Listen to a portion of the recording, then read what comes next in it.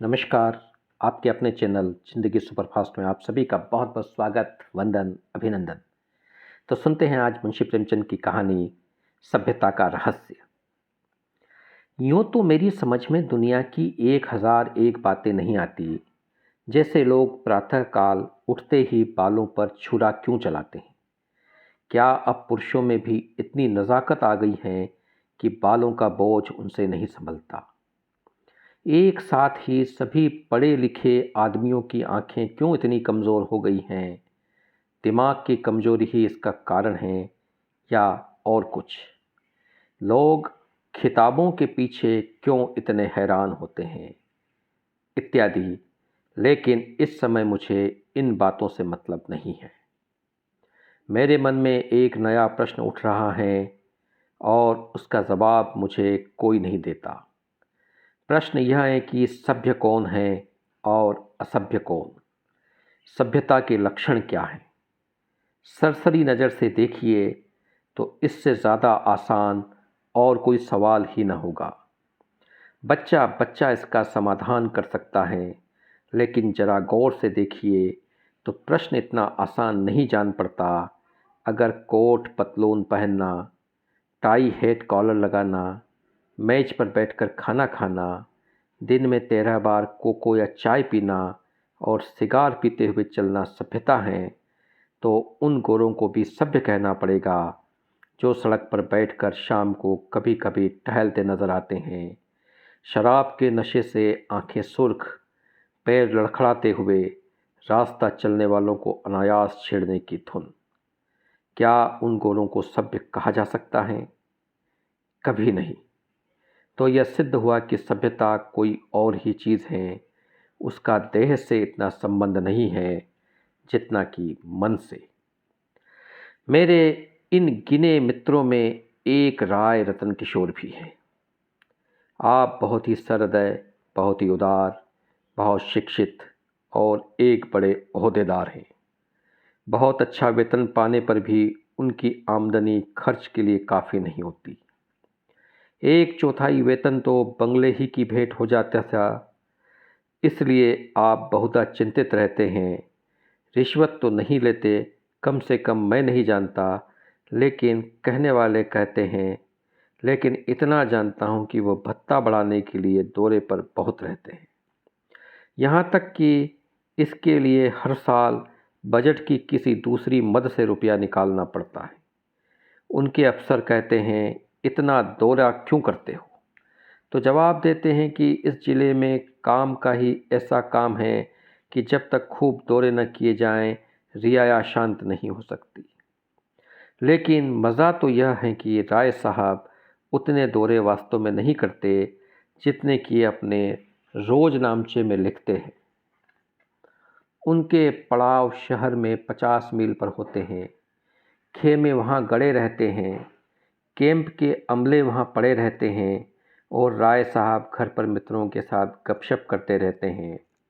पर किसी की मजाल है कि राय साहब की नेक नीति पर संदेह कर सके।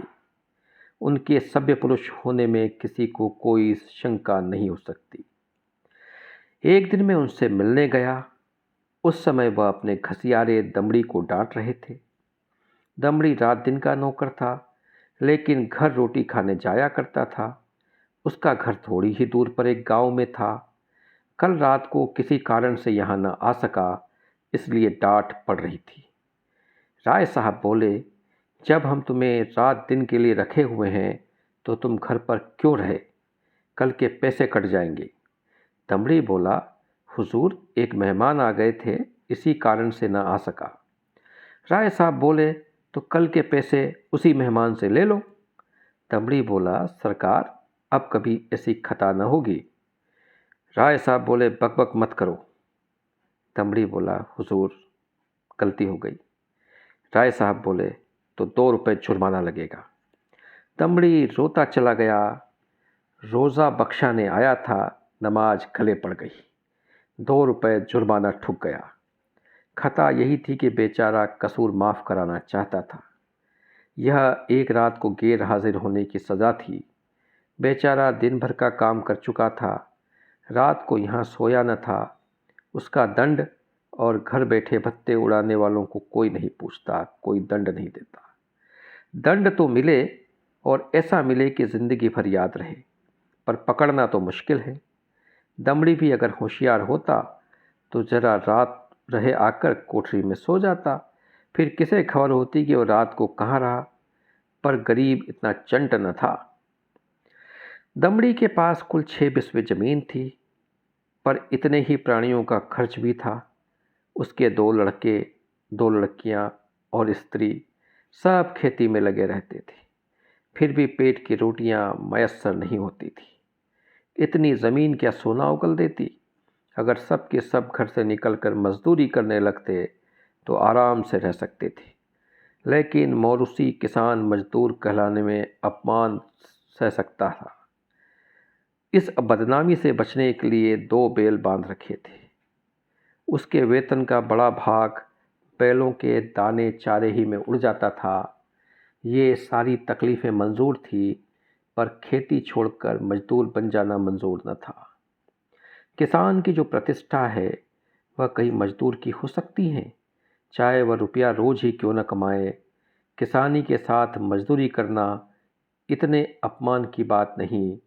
द्वार पर बंधे हुए बैल उसकी मान की रक्षा किया करते हैं, पर बैलों को बेचकर फिर कहाँ मुंह दिखलाने की जगह रह सकती है। एक दिन राय साहब उसे सर्दी से कांपते हुए देखकर बोले, कपड़े क्यों नहीं बनवाता, कांप क्यों रहा है?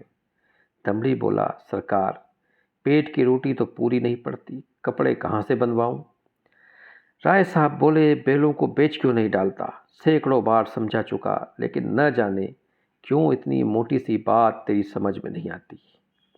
दमड़ी बोला, सरकार, बिरादरी में कहीं मुंह दिखाने लायक न रहूँगा, लड़की की सगाई न हो पाएगी, टाट बाहर कर दिया जाऊँगा। राय साहब बोले, इन्हीं हिमाकतों से तुम लोगों की यह दुर्गति हो रही है। ऐसे आदमियों पर दया करना ही पाप है। फिर मेरी तरफ फिर करके बोले, क्यों मुंशी जी, इस पागलपन का भी कोई इलाज है? जाड़ों में मर रहे हैं, पर दरवाजे पर बेल जरूर बांधेंगे। मैंने कहा, जनाब, यह तो अपनी अपनी समझ है। राय साहब बोले, ऐसी समझ को दूर से सलाम कीजिए। मेरे यहाँ कई पुश्तों से जन्माष्टमी का उत्सव मनाया जाता था। कई हजार रुपयों पर पानी फिर जाता था। गाना होता था, दावतें होती थी, रिश्तेदारों को न्योते दिए जाते थे, गरीबों को कपड़े बांटे जाते थे। वालिद साहब के बाद पहले ही साल मैंने उत्सव बंद कर दिया। फ़ायदा क्या?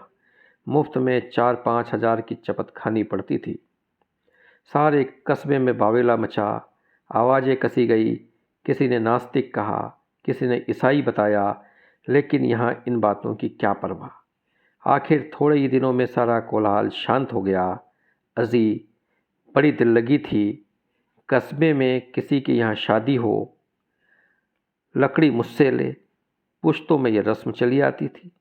वालिद तो दूसरों की दरख्त मोल लेकर इस रस्म को निभाते थे। थी हिमाकत या नहीं, मैंने फ़ौरन लकड़ी देना बंद कर दिया। इस पर भी लोग बहुत रोए धोए, लेकिन दूसरों का रोना धोना सुनूं या अपना फ़ायदा देखूं।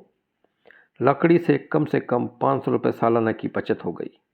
अब कोई भूल कर भी इन चीज़ों के लिए दिक्क करने नहीं आता। मेरे दिल से फिर सवाल पैदा हुआ, दोनों में कौन सभ्य है? कुल प्रतिष्ठा पर प्राण देने वाले मूर्ख दमड़ी, या धन पर कुल मर्यादा की बलि देने वाले राय रतन किशोर? राय साहब के इजलास में एक बड़े मार्के का मुकदमा पेश था। शहर का एक रईस खून के मामले में फंस गया। उसकी जमानत के लिए राय साहब की खुशामदें होने लगी। इज्जत की बात थी। रईस साहब का हुक्म था कि चाहे रियासत बिक जाए, पर इस मुकदमे से बेदाग निकल जाऊं।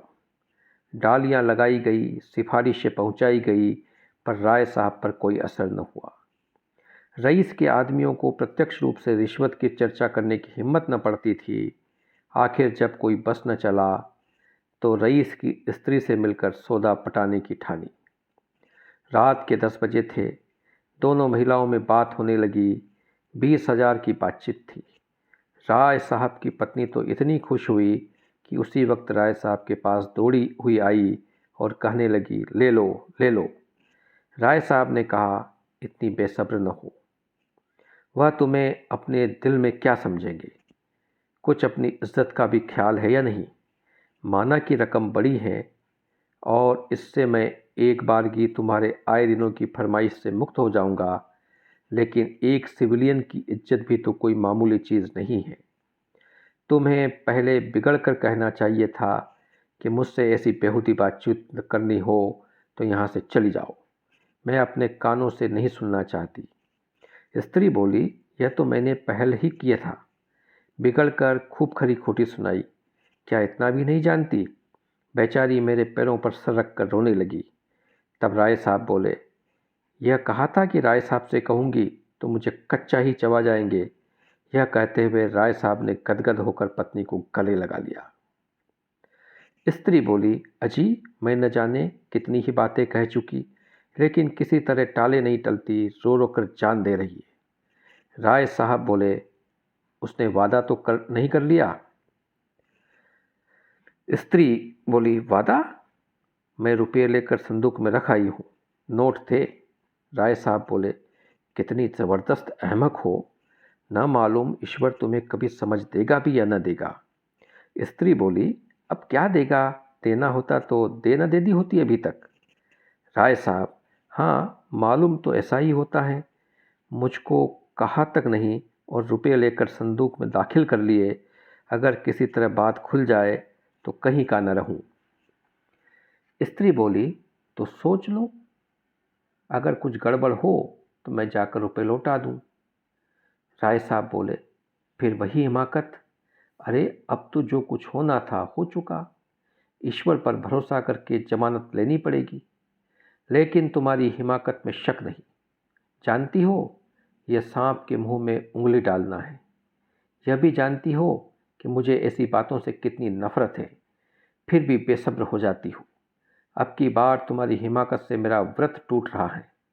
मैंने दिल में ठान लिया था कि अब इस मामले में हाथ न डालूंगा, लेकिन तुम्हारी हिमाकत के मारे जब मेरी कुछ चलने भी पाए। स्त्री बोली, मैं जाकर लौटाए देती हूँ राय साहब, और मैं जाकर जहर खा लूँ। इधर तो स्त्री पुरुष में अभिनय हो रहा था। उधर दमड़ी उसी वक्त अपने गांव के मुखिया के खेत में ज्वार काट रहा था।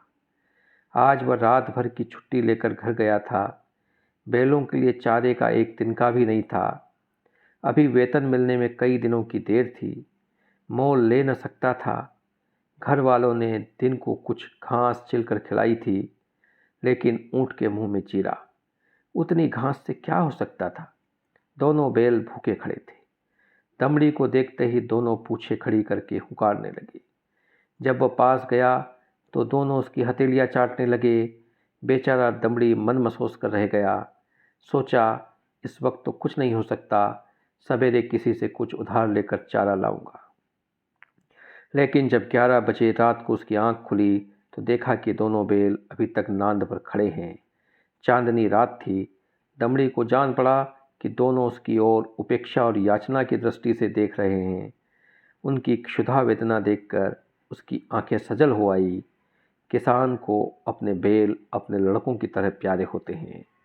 वह उन्हें पशु नहीं, अपना मित्र और सहायक समझता है। बैलों को भूखे खड़े देखकर नींद आंखों से भाग गई। कुछ सोचता हुआ उठा, हंसियाँ निकाली और चारे की फिक्र में चल पड़ा।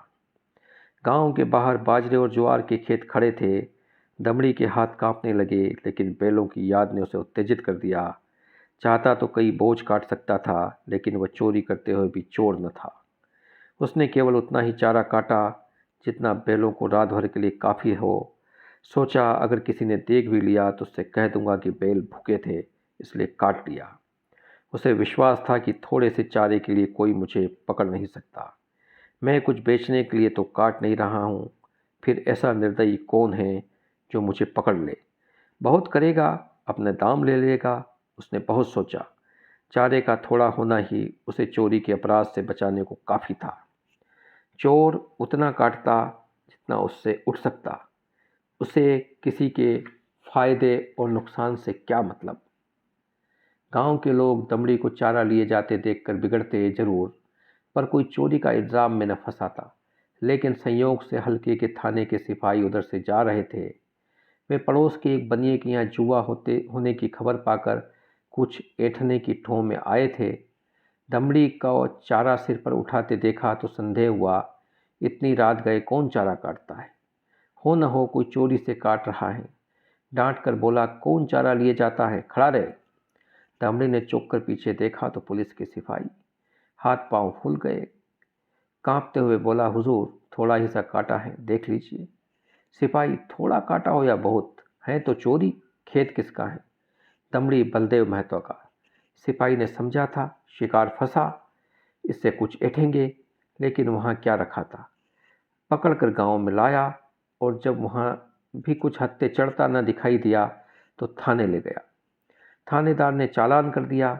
मुकदमा राय साहब के इजलास में पेश हुआ। राय साहब ने दमड़ी को फंसे हुए देखा तो हमदर्दी के बदले कठोरता से काम लिया। बोले, ये मेरी बदनामी की बात है, तेरा क्या बिगड़ा? साल 6 महीने की सज़ा हो जाएगी, शर्मिंदा तो मुझे होना पड़ रहा है। लोग यही तो कहते होंगे कि राय साहब के आदमी ऐसे बदमाश और चोर हैं। तू मेरा नौकर न होता तो मैं हल्की सज़ा देता, लेकिन तू मेरा नौकर है इसलिए कड़ी से कड़ी सज़ा दूंगा। मैं ये नहीं सुन सकता कि राय साहब ने अपने नौकर के साथ रियायत की। यह कहकर राय साहब ने दमड़ी को 6 महीने की सख्त कैद का हुक्म सुना दिया। उसी दिन उन्होंने खून के मुकदमे में जमानत ले ली। मैंने दोनों वृत्तांत सुने और मेरे दिल में यह ख्याल और भी पक्का हो गया कि सभ्यता केवल हुनर के साथ ऐब करने का नाम है। आप बुरे से बुरा काम करें, लेकिन आप उस पर पर्दा डाल सकते हैं तो आप सभ्य हैं, सज्जन हैं, जेंटलमैन हैं। अगर आप में यह सिफत नहीं है तो आप असभ्य हैं, गवार हैं, बदमाश हैं। यह सभ्यता का रहस्य है। तो हमने मुंशी प्रेमचंद जी की कहानी सभ्यता को सुना, और वास्तव में आप अपने ऐबों को ढकना जानते हैं तो आप सज्जन हैं, जेंटलमैन हैं और सभ्य हैं। और अगर आप अपने ऐबों को छुपा नहीं सकते, इतने ईमानदार हैं, साफ हैं, तो फिर आप असभ्य हैं, गवार हैं, अशिष्ट हैं। तो आप कैसे हैं ये महत्वपूर्ण नहीं है, आप अपने आप को कैसा दिखाते हैं ये महत्वपूर्ण है। और जो सभ्यता के नए मानदंड न सिर्फ ये कहानी है बल्कि मानव के स्वभाव पर एक बहुत बड़ा व्यंग है। और हर मनुष्य में कहीं न कहीं राय साहब भी छुपे हैं, और वही सभ्य व्यक्ति भी छुपा है जो अपनी सभ्यता की सज़ा इस समाज से पाता है, असभ्य लोगों से पाता है, तथाकथित सभ्य लोगों से पाता है। तो हम ज़िंदगी में हर रोज़ ऐसे ही चरित्रों को देखते हैं, हमारे आसपास, परिवार में, समाज में, देश में। और शायद कहीं न कहीं उसी पीड़ा को एक बार फिर इस कहानी के माध्यम से आपने महसूस किया होगा। तो मैं उम्मीद करता हूँ कि आपको ये कहानी पसंद आई होगी। इस कहानी को सुनने के दौरान लगभग 19 मिनट इस सफ़र में आप हम सफ़र रहे, इसके लिए आपका बहुत बहुत शुक्रिया, धन्यवाद, प्रणाम।